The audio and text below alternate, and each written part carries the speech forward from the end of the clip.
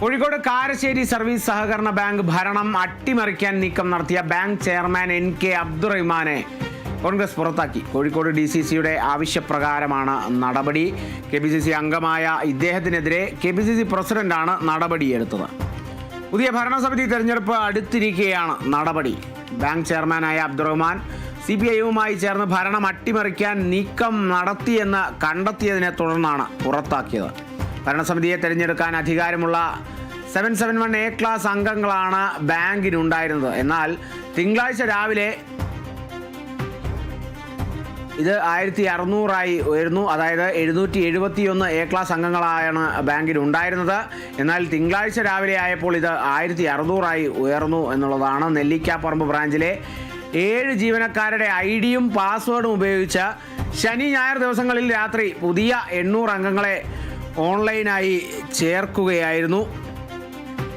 ഇപ്പോൾ നിലവിലെ ഈ ഒരു നടപടി കോൺഗ്രസിൻ്റെ ഭാഗത്തു നിന്നും ഒരു നടപടി സർവീസ് സഹകരണ ബാങ്ക്, കോഴിക്കോട് കാരശ്ശേരി സർവീസ് സഹകരണ ബാങ്ക് ഭരണം അട്ടിമറിക്കാൻ നീക്കം നടത്തിയ ബാങ്ക് ചെയർമാൻ NK അബ്ദുറഹ്മാനെതിരെ ഉണ്ടായിരിക്കുന്നു.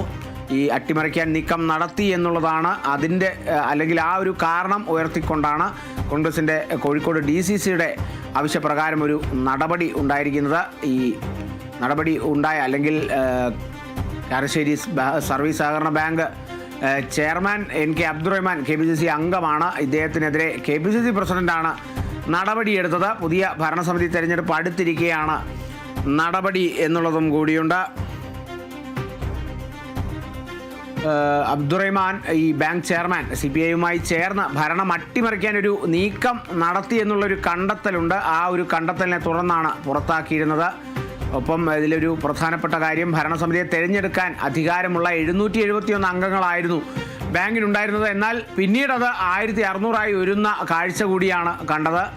അതായത് ഈ നെല്ലിക്കാപ്പറമ്പ് ബ്രാഞ്ചിലെ 7 ജീവനക്കാരുടെ ID-യും പാസ്വേഡും ഉപയോഗിച്ച് 2 ദിവസങ്ങളിലായി രാത്രി പുതിയ 800 അംഗങ്ങളെ ഓൺലൈനായി ചേർക്കുകയായിരുന്നു. ഈ തെരഞ്ഞെടുപ്പ് പ്രമാണിച്ച് ഭരണസമിതി തെരഞ്ഞെടുപ്പ് അടുത്തിരിക്കെ അത്തരത്തിലൊരു